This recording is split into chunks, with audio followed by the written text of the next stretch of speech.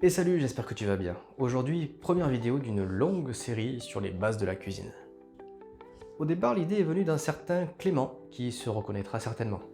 Et puis au bout d'un moment, c'était quand même nécessaire d'aborder le sujet. Regarde, l'autre jour, j'ai voulu désosser un poulet.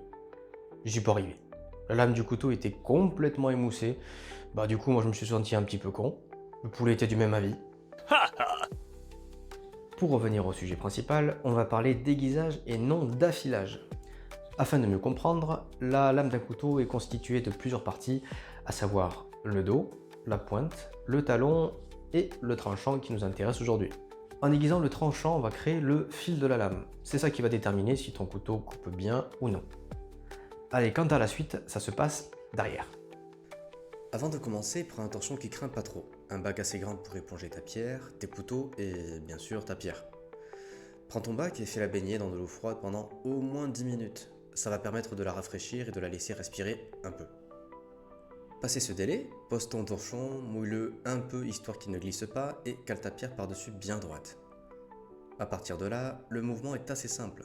Pose la lame de ton couteau orientée vers toi, un peu en biais.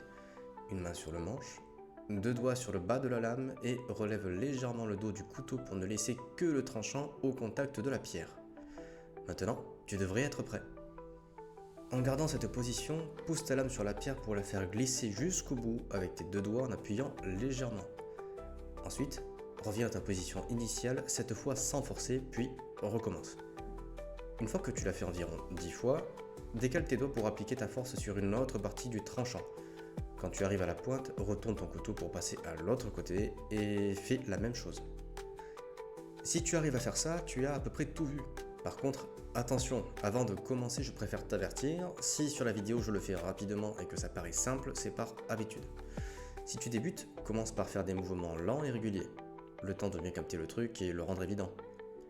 Ça va servir à garder une lame clean et accessoirement à pas te blesser. Honnêtement, j'ai hésité à faire cet épisode, mais j'ai des amis ou d'anciens collègues de travail qui se sont blessés parce que personne ne leur avait enseigné.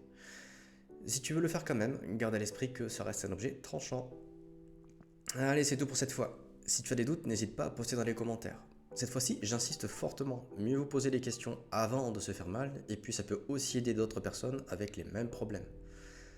Sur ce, je te souhaite bon aiguisage, et je te dis à la prochaine.